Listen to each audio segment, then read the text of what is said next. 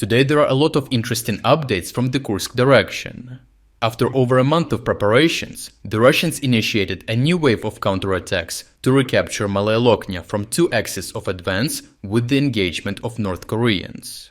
However, Ukrainians took advantage of the operational pause, enabling them to fully prepare some of their most elite units to face the Russian assaults. The Russian plan in this area was to advance 4 kilometers along a paved road toward Malaya Lokhnya, aiming for the town near the settlement of Pogrebki. A second route was planned to the west of Malaya Lokhnya, advancing via the road from Novoivanivka. Gaining control of Malaya Lokhnya would allow the Russians to cut off Ukrainian forces positioned north of the town and secure a large northern area, thereby extending their counteroffensive southward towards Sudzha.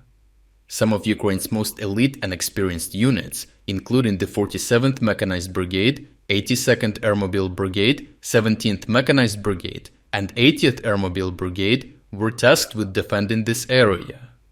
Given this unit's expertise and strong leadership, they anticipated repeated large-scale Russian mechanized assaults along the paved roads to Malaya Lokhnya.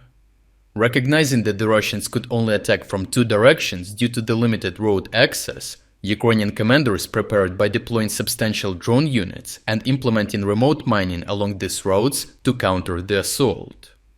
As anticipated, the Russians launched a major assault north of Pogrebki along the road to Malaya Lokhnya, deploying around 15 BTRs and over 150 soldiers from the Russian 810th Marine Brigade, reportedly with North Korean troops.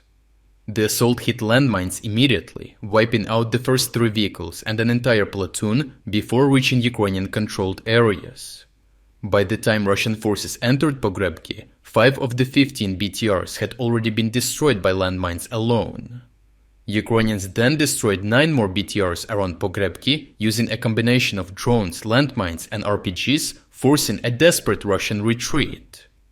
Only 1 BTR managed to reach the rear but was soon eliminated, marking the total destruction of the Russian column. Published footage by the Ukrainian troops from the area reveals that North Korean Type 73 machine guns were discovered scattered around the eliminated column. This discovery implies the gradual inclusion of North Korean soldiers in Russian storming operations, as their numbers of deployed fighters are slowly growing in Kursk. Original uncensored combat footage of all operations can be found on our Telegram channel through the link in the description. Anticipating a coordinated Russian assault from Novoivanivka to align with the attack toward Pogrebki, Ukrainians deployed tanks from the 17th Mechanized Brigade to disrupt Russian force concentrations, preparing for the offensive. Combat footage shows Ukrainian tanks conducting a raid on Russian positions in nearby forests. After effectively neutralizing these assault forces and eliminating the threat, the Ukrainian tanks withdrew without incurring any losses. Overall, the Russians launched their largest assault in the direction of Malaya Lokhnya in hopes of repeating the success of their previous operations in Kursk and failed as their entire assault units were wiped out. As the intensity of Russian attacks in Kursk is growing with a relatively low number of troops for broader offensive operations, they are hurrying up to include North Korean troops in their further offensive efforts, however, with disastrous efficiency so far.